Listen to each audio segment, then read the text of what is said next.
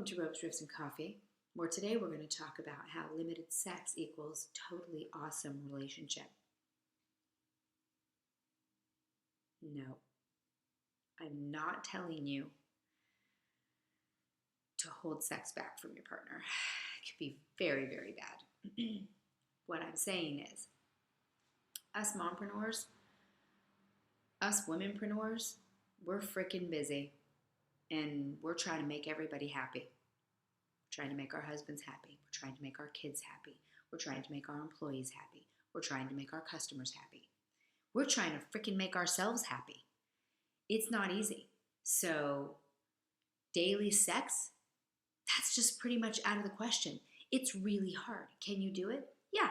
Should you take the challenge on? Absolutely. Go for it. But for those of you who are thinking that quantity over quality is what you have to do. Did I say that right? For those of you who think that quantity over quality is what you have to do, you don't. You don't. Now, I'm not saying, okay, this is between you and me here, okay? So, I don't know what your man's going to say, but I'll tell you what my man says to me. As long as he feels loved on a consistent basis, we are so good. And there are little tricks and things that you can do in between those opportunities that you have. We have a 3-year-old. She sleeps in our bed with us. So we have to create those intimate moments together. But in between those intimate moments, if it's once a week, let's say, I make sure that I do things to let him know that that intimate moment is coming up. And that's not a trick. It's just part of fun. It's part of engaging. It's part of letting him know that I'm thinking about him in that way. Okay? So a little text, something that would allude to the date night that you're going to have. Those moments mean something. Brushing by your honey, making sure to hold his hand, to wake up in the morning and tackle him with kisses and hugs. We call them lovies in our house. Those things are important. What can sometimes happen is we get really busy and a lot of time can go by where you haven't had those intimate moments and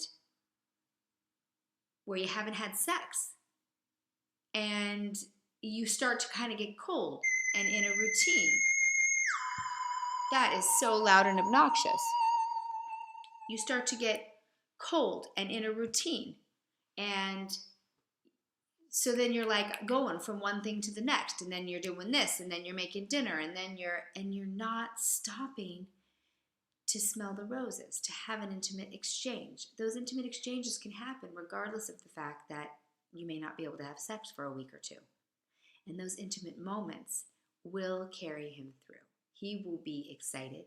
He'll be thinking about the intimate moment that's coming up, and you'll be reminding him how much you love him and how you still have chemistry and are attracted to him, and how you're thinking about him intimately when you do those little things like texts and hand holding and looking in his face and telling him that you love him, and by grabbing him, and doing all those things that you know that he loves. So that's what we have to do. It is about quality.